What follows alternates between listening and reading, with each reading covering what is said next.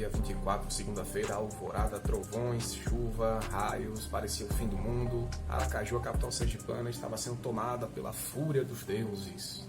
Saudações cordiais terráqueos, como estamos? Então vamos falar sobre trovões, relâmpagos e raios, porque na capital sergipana, para quem não mora, fique sabendo, nós tivemos um fato atípico essa semana, que foram as chuvas torrenciais, de alta intensidade, em um espaço muito curto de tempo. Isso assustou muita gente, nas trovoadas, trovejou, né? E muita gente se perguntando se São Pedro estava puto. E mesmo com as explicações da ciência moderna, a gente se pergunta realmente, né, se os deuses estão em cólera. E vejam que interessante, né? Mesmo com a ciência moderna, mesmo com a cientificidade, os estudos, né?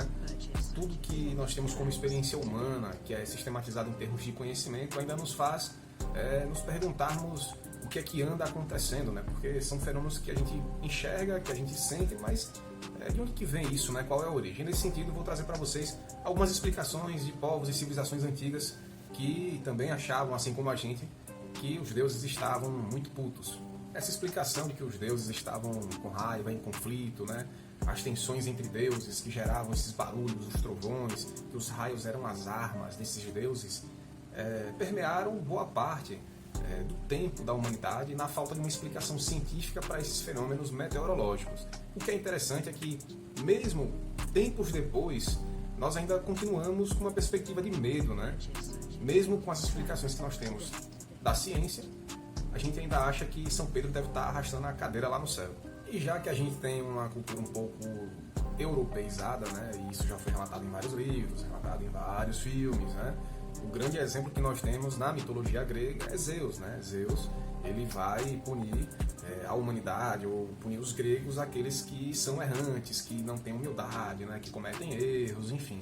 Que de alguma forma desagrada ao deus, né? O Zeus, nesse caso. E aí, os raios são produzidos pelos ciclopes, que são gigantes, né? Com um olho só. E a partir desse momento, Zeus passa a castigar os gregos. Sem dúvida, o cara que tem mais expressão dentro dessas mitologias antigas, que representa os raios e trovões, relâmpagos, que ganhou vaga lá em Hollywood, foi Thor, filho de Odin.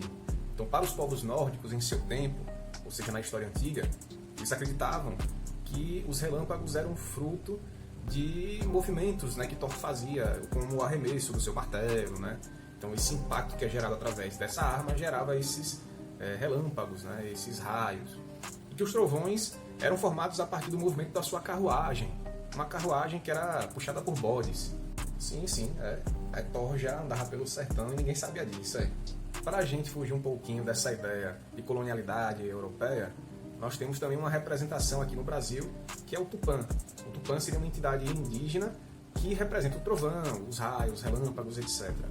Só que aí temos um problema. Tupã, na cultura tupi-guarani, era uma figura não personificada. Na verdade, os indígenas eles reconheciam, obviamente, os fenômenos meteorológicos, né? Dentre eles o trovão, relâmpago e os raios, porém eles não achavam que era um deus específico, né? Então eles davam um nome onomatopeico àquele fenômeno meteorológico. Nesse caso, Tupã seria um barulho feito pelos trovões, né? Tupananã, algo mais ou menos assim.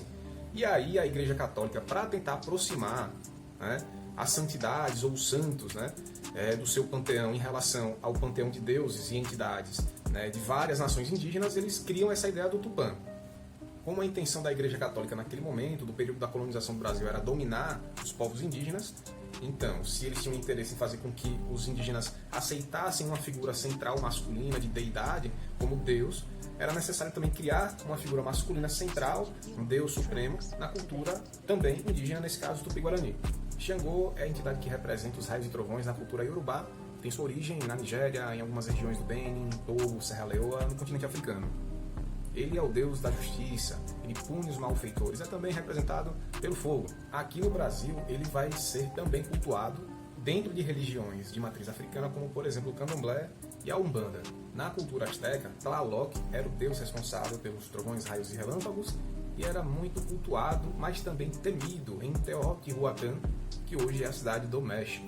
Diferentemente de outros deuses que possuíam um martelo, um machado, um arco e flecha, Ada, que era cultuado pelos babilônicos há mais de 5.000 anos, ele carregava um bumerangue e no seu arremesso ele provocava os trovões, na outra mão ele carregava a sua lança que produzia os raios. Para o hinduísmo, Indra é o responsável por trazer a prosperidade ao seu povo a partir do momento que ele mata o deus dragão Vritra, que era responsável pelas secas. Indra carregava em uma de suas mãos uma espada em formato de raio.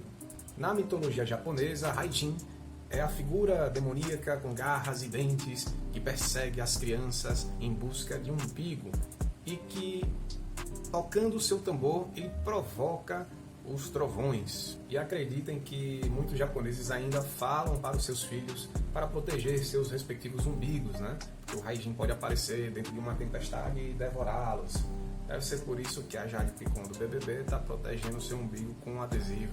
Pois bem, terráqueos, se vocês gostaram, curta, compartilhe, comente. Se vocês estiverem no YouTube, clique no sininho para receber as notificações. Inscrevam-se e até a próxima.